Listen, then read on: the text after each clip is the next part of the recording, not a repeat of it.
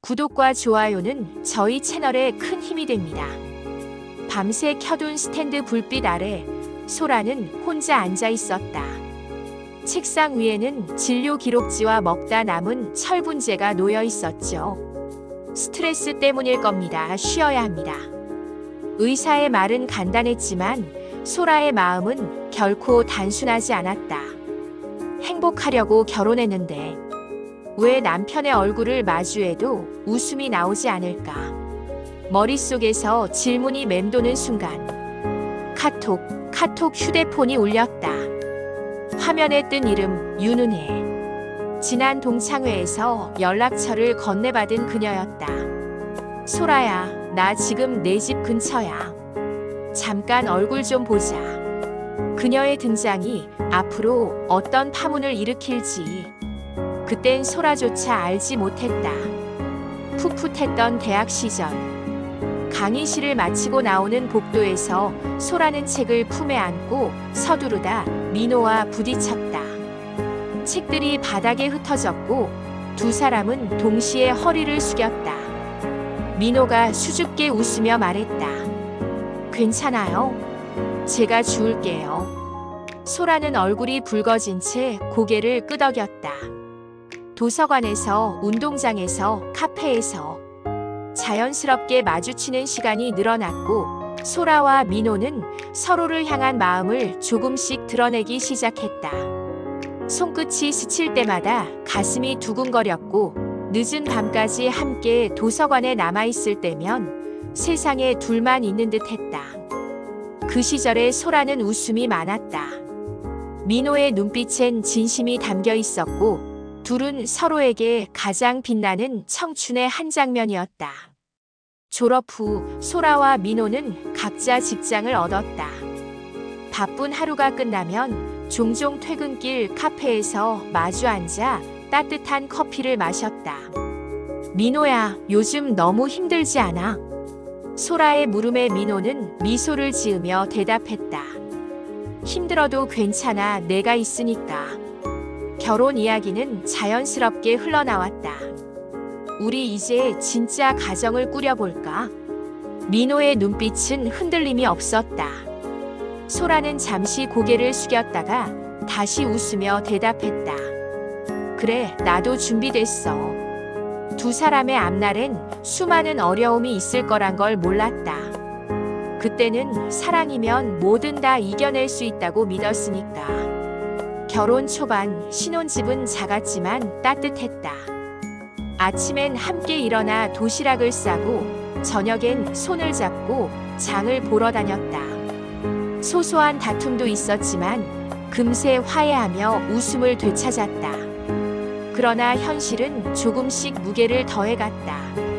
시댁에서 용돈을 요구하는 전화가 걸려오고 생활비는 늘 빠듯했다. 민호는 회사 일에 치여 점점 피곤해졌고 소라도 집안일과 직장 사이에서 지쳐갔다. 민호야, 이번 달도 또 보내드려야 해. 어쩌겠어, 부모님이 힘들다는데. 대화는 늘 같은 자리에서 맴돌았다. 처음엔 웃음으로 덮었던 일들이 조금씩 그러나 분명히 두 사람의 마음을 잠식해갔다. 결혼 2년 차의 봄밤 호텔 연회장의 샹들리에 불빛은 반짝이며 사람들의 웃음소리와 섞여 있었다. 소라는 낯익은 얼굴들을 반갑게 맞이했지만 그 중에서도 은혜의 등장은 유독 눈에 띄었다. 은혜는 샴페인 잔을 가볍게 들고 어깨엔 샤넬 가방을 걸친 채 환하게 웃고 있었다. 구찌 원피스가 몸에 꼭 맞아 떨어졌고 손목에 걸린 까르띠에 팔찌가 잔을 기울일 때마다 은은한 불빛을 흩뿌렸다. 이거 봐, 지난주에 받은 선물이야. 색감 너무 예쁘지 않아? 은혜의 목소리는 자랑이라기보다 은근히 부러움을 끌어내려는 듯 가볍게 흔들렸다. 옆에서 다른 친구가 얼굴을 굳히며 소라 쪽으로 몸을 기울였다. 그런 건 가까이 하면 다쳐. 너는 연락하지 마, 위험해. 단호한 목소리였지만 소라의 시선은 이미 은혜의 손끝에 매달려 있었다. 은혜가 다가와 휴대폰을 내밀었다. 화면에는 반짝이는 새 연락처가 켜져 있었다. 소라는 망설이다가 손끝으로 저장을 눌렀다. 그 순간 가슴속 어딘가에서 작은 금이 가는 소리가 들렸다. 하지만 연회장의 음악과 웃음소리에 묻혀 누구도 그 균열을 알아채지 못했다. 집 현관문을 열자 공기는 호텔에서의 화려한 분위기와는 정반대였다. 희미한 형광등은 깜빡이며 피곤한 집안을 비췄고 식탁 위엔 전기세 고지서와 카드 명세서가 무겁게 눌려 있었다. 소라는 코트를 벗지도 못한 채 가방을 내려놓았다. 그때 울리는 전화벨 소리에 심장이 철렁 내려앉았다. 수화기 너머로 들려오는 시댁의 목소리는 다급하면서도 익숙했다. 이번 달도 좀 도와줘야겠다. 상황이 영 어렵구나. 통화를 끄는 소라는 한동안 말없이 서 있었다. 웃음소리와 음악이 떠돌던 연회장의 풍경과 이 적막한 집이 겹쳐졌다. 그녀는 식탁에 놓인 고지서를 바라보다가 의자에 털썩 주저앉았다.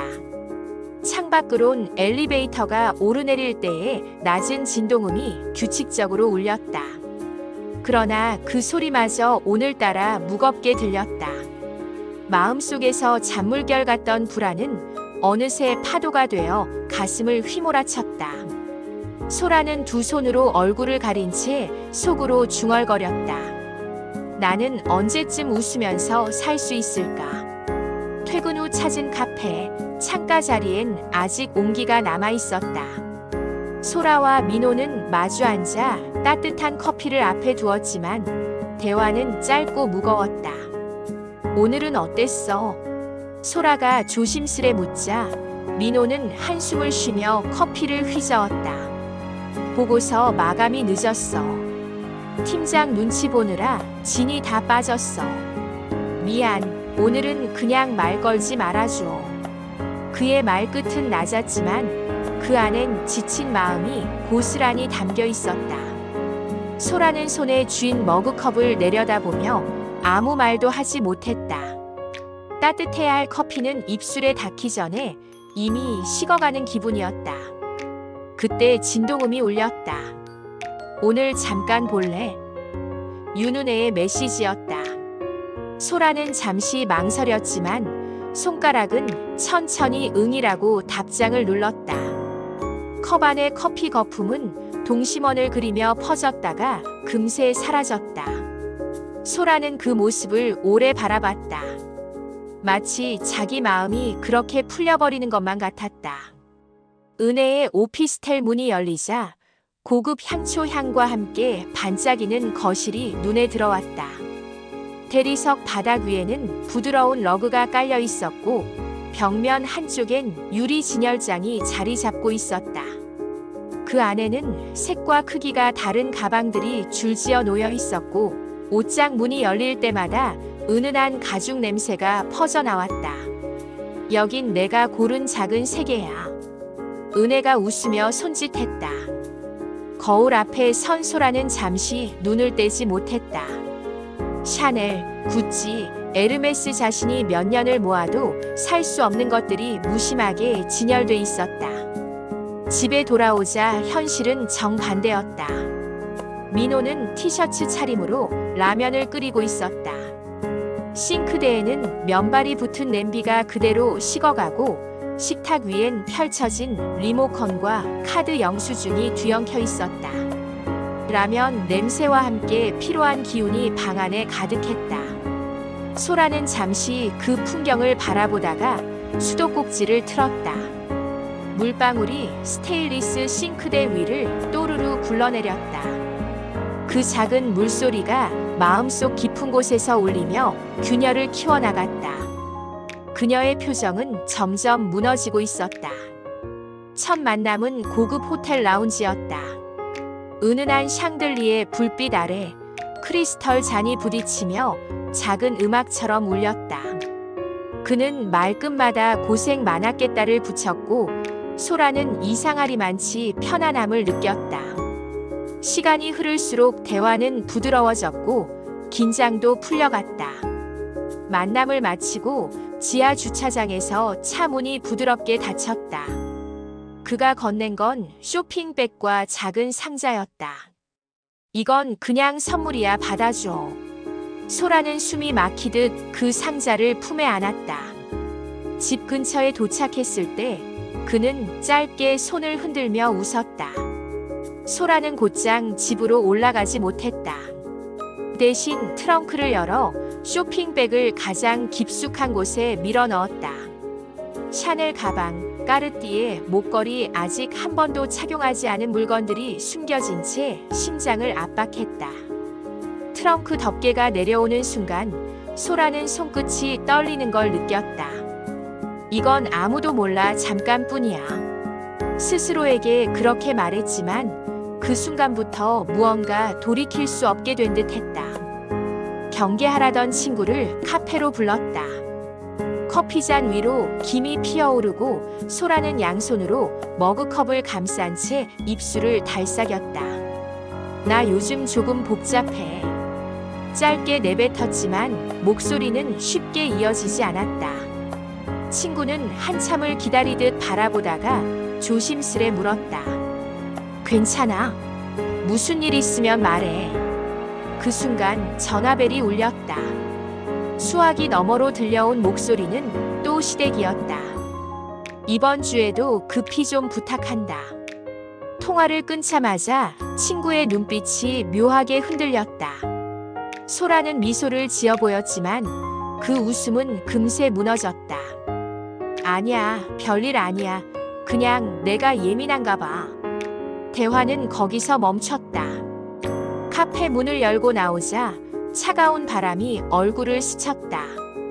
주머니 속 휴대폰이 다시 진동했다. 올래? 은혜. 소라는 잠시 눈을 감았다. 그리고는 발걸음을 돌렸다. 자신이 어디로 향하는지 잘 알면서도 멈추지 못했다. 은혜와 다시 마주 앉은 카페. 통유리창 너머로 퇴근길 사람들이 바쁘게 지나갔지만 두 사람의 대화는 마치 고요한 수면 위에 파문처럼 잔잔하게 퍼졌다. 은혜는 지루하다는 듯 손톱을 바라보다가 담담히 말했다. 관계엔 여러 종류가 있어. 꼭 사랑만이 다가 아니야. 필요한 걸 서로 나누는 사이, 그게 더 편할 때도 있거든. 소라는 대답하지 못했다. 마음속에서 그건 잘못이야 라는 목소리와 나도 뭔가를 원해라는 속삭임이 부딪혔다. 눈앞의 라떼 거품이 점점 꺼져 내리듯 자신의 죄책감도 서서히 희미해지는 기분이었다. 창밖에 불빛이 켜지고 꺼질 때마다 세상은 그대로인데 소라의 마음은 점점 경계선을 넘어가고 있었다. 결국 고개를 들어 은혜를 바라봤다. 은혜는 이미 알고 있다는 듯 눈을 가늘게 좁히며 웃고 있었다. 그날 밤 소라는 민호 옆에 조심스레 앉았다. 우리 주말에 오랜만에 어디 바람이라도 쐬러 갈까? 그녀의 목소리는 애써 가볍게 흘렀지만 기대가 섞여 있었다. 민호는 노트북 화면에서 시선을 떼지 않은 채 피곤한 목소리로 대답했다. 이번 분기 마감이라 안 돼. 주말에도 회사 가야 해. 미안. 소라는 웃으려 했지만 입술 끝이 떨렸다. 조용히 자리에서 일어나 방으로 향했다. 침대 머리맡에 누워 천장을 바라보며 속으로 중얼거렸다. 지금 멈추면 아직 괜찮을까? 아니면 이미 너무 멀리 와버린 걸까? 한참 후 방문이 열리고 민호가 들어왔지만 두 사람은 서로의 눈을 보지 않았다. 한 집에 함께 있어도 마음의 거리는 더 멀어져만 갔다. 며칠 뒤 걸려온 전화. 낮은 목소리로 들려오는 제안은 짧고 간단했다. 제주도로 1박 2일 같이 가줄래요? 소라는 한동안 대답을 하지 못했다. 손에 쥔 휴대폰에서 땀이 배어나왔다. 하지만 이미 받아온 선물의 무게가 대답을 대신했다. 내 작은 목소리가 흘러나왔다. 민호에겐 출장이라고 거짓말을 했다. 비행기 창밖, 흰 구름 사이로 바다가 드러났다. 리조트 로비에는 감귤 향이 은은하게 깔려 있었고 유리 난간에 부딪히는 바람 소리가 낮게 울렸다. 오늘은 아무 걱정 말아요. 그는 잔을 들어올리며 웃었다. 소라는 그 웃음을 바라보다가 결국 시선을 피했다. 저녁 식사가 끝나고 발코니에 서서 바다를 마주했다. 파도 소리가 귓가를 가득 채웠다. 소라는 손잡이를 붙잡고 눈을 감았다.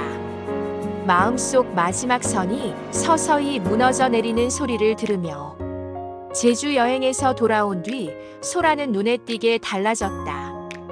화장대 위에는 낯선 향수병들이 줄을 섰고 옷장 한쪽에는 평소라면 엄두도 못 낼 명품 코트가 걸려 있었다. 민호는 그런 변화를 애써 모른 척하려 했지만 부부 모임에서 사건은 터졌다. 소라 씨, 이 귀걸이 진품 맞죠? 이런 건 요즘 구하기 힘든데. 한 여자의 눈빛엔 부러움이 스쳤다. 소라는 억지 웃음을 지으며 고개를 저었다.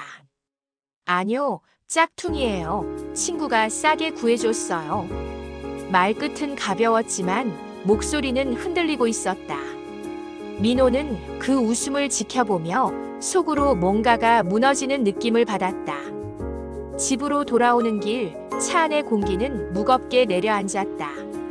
소라의 옆 얼굴은 창밖 불빛에 비쳤지만 그 시선은 민호가 알지 못하는 어딘가를 향해 있었다.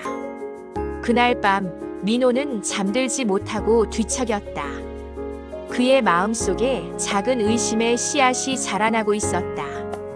며칠 뒤 민호는 소라 몰래 귀걸이 한 짝을 주머니에 넣고 명품 매장을 찾았다. 매장 직원은 루페를 꺼내 들고 세심히 살핀 뒤 단호하게 말했다. 정품 맞습니다. 가격도 상당합니다.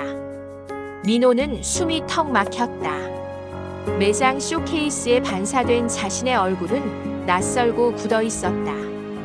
그는 매장을 나와 곧장 아파트 지하 주차장으로 향했다. 손가락이 떨리며 차 트렁크 버튼을 눌렀다.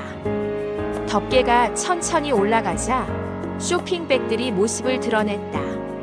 루이비통, 에르메스, 샤넬 눈부신 로고들이 빼곡히 쌓여 있었다.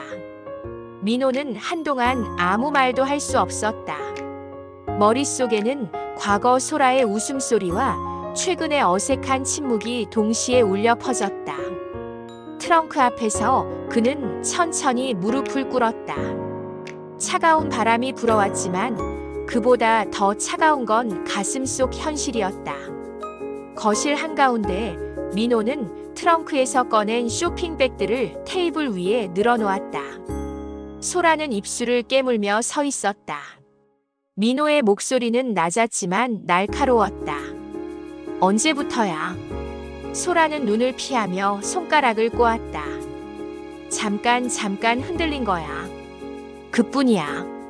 민호는 고개를 저으며 손에 든 영수증 뭉치를 던졌다. 잠깐이라면 이 많은 게 설명이 돼. 이건 배신이야. 우린 뭐였어, 소라야. 소라는 결국 눈물을 터뜨렸다. 나도 알아, 변명할 말이 없다는 거. 근데 나도 한 번쯤은 행복하고 싶었어. 가진 거 없이 버티기만 하는 건 너무 힘들었어. 민호는 한참을 바라보다가 고개를 돌렸다. 우린 포기한 적 없어. 힘들어도 같이 버텼잖아. 그런데 넌 혼자 다른 길을 택했어. 그 순간 두 사람 사이의 공기는 더 이상 부부의 것이 아니었다. 차갑고 낯선 타인의 것이 되어 있었다. 회색 건물 앞 민호와 소라는 나란히 섰지만 서로를 보지 않았다. 법원 입구 자동문이 열릴 때 바람이 불어와 두 사람의 머리카락을 흩날렸다. 번호표를 뽑는 순간 종이가 찢어지는 소리가 유난히 크게 들렸다. 대기석에 앉아있는 동안 소라는 손가락을 맞잡았다 풀었다 반복했고 민호는 손목시계만 바라봤다.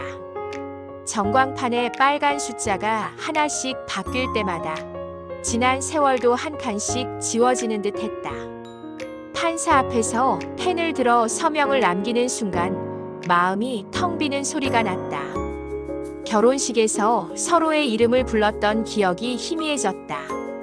문을 나설 때 소라는 뒤돌아보지 않았다. 울음도 고함도 없는 이별이었다. 대신 차갑고 얇은 종이 한 장이 그들 사이를 완전히 갈라놓았다. 집으로 돌아온 소라는 현관에 들어서자마자 힘이 풀려 주저앉았다. 신발은 반쯤 벗긴 채 흩어져 있었고 거실은 낯설게 조용했다. 벽걸이 거울 속에 비친 자신의 얼굴이 어쩐지 다른 사람 같았다. 화장대 위엔 선물로 받은 명품 화장품들이 반짝였고 옷장 안엔 빛나는 옷들이 걸려 있었다. 손끝으로 샤넬 가방의 체인을 만지다 소라는 손을 걷어들였다. 예쁘다라는 말이 더 이상 위로가 되지 않았다. 소파에 몸을 던지고 눈을 감자 귓가에는 파도 같은 침묵만 흘렀다. 잠이 들고 싶지 않았지만 깨어있기엔 더 힘들었다. 그녀는 생각했다. 내가 찾던 행복은 도대체 어디에 있었던 걸까? 이른 새벽 가로등 불빛이 희미하게 길을 비췄다. 소라는 코트를 여미며 아파트를 뒤로하고 걸어 나왔다. 차갑고 얇은 공기가 숨결을 파고들었고 발걸음은 느리지만 단호했다. 익숙한 길이었지만 오늘은 전혀 다른 풍경 같았다. 창문마다 다른 불빛들이 켜져 있었지만 소라는 끝내 뒤돌아보지 않았다. 한때는 모든 게 내 편이라 믿었던 시간들, 그 기억은 이제 바람처럼 흩날리고 있었다. 그녀의 뒷모습은 허무가 아니라 아직 이름 붙이지 못한 새로운 시작을 향해 나아가고 있었다.